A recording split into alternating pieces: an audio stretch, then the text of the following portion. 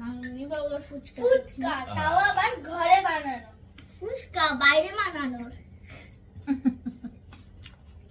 বাইরে বানানো ফুচকার থেকে ঘরে বানানো ফুচকা বেটার এবং খুবই টেস্টি হয়।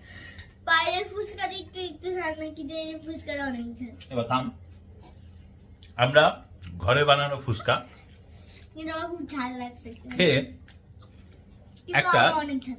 মুভির রিভিউ দিব, যে মুভিটা আজকে আমরা দুজন দেখেছি, এই দুজন ছিল না। হ্যাঁ আমরা দুজন ছিলাম। সেটা হচ্ছে খাস্টা মোবারক, না না উৎসব। উৎসব তো দেখলাম, কেমন লাগলো এটা হচ্ছে টুম্পা টুম্পার দিক থেকে বলবে, আর আমি আমার দিক থেকে বলবো। আর আমি তুমি আগে বলো। না আমার কাছে মুভিটা ভালো লেগেছে। ক্রিসমাস ক্যারলের অবলম্বনে তৈরি। একটা মানুষের অতীত কিভাবে সে চেঞ্জ করতে পারে, বা অতীত থেকে পাওয়া শিক্ষা নিয়ে কিভাবে ফিউচারটাকে চেঞ্জ করতে চায় বা করতে ইচ্ছা করে, সেটা নিয়ে কাহিনীটা। কাহিনীর চেয়েও বড় কথা, আমার প্রত্যেকের অভিনয় ভালো লাগছে।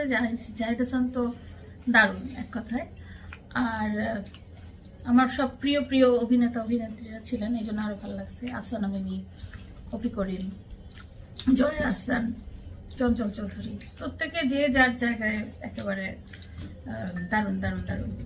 আর ট্রেলারে সবাই দেখছে যে মানে প্রত্যেকে নিজের অভিনয়কে রোস্ট করে, তো ওই জিনিসটা আমার খুব ভালো লাগছে। এবং যখন সিনেমাটা দেখছে আরো বেশি ভালো লাগছে। আর জাহিদ হাসানের অতীতের চরিত্রে যে ছিলেন, কি নাম জানি, সৌম্য, ওর অভিনয় আমার খুব ভালো লাগছে।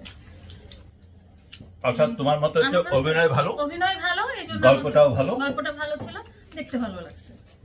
আমার কাছে একজন মানুষ, সে খাইস্টা প্রকৃতির, তো সে কেন হয়েছিল, কিভাবে হয়েছিল, তার পিছনের কারণ আমার কি লাভ। চেয়ার, আমরা নাগামরিচ দিয়ে ফুচকা খাচ্ছি রিভিউ এর মাঝামাঝি, এটা হচ্ছে আমাদের ফুচকা ব্রেক। বাট আমি না। এই সিনেমা দেখে আরেকটা জিনিস বুঝছি আমি, যে আমার ঘরেই খালি একজন খাইস্টা মানুষ নেই, এর চেয়েও বড় বড় খাইস্টা আছে দুনিয়াতে। যেটা আছে বাবা, না বাবার যেটা না, বাবার চেয়েও খাইস্টা সে।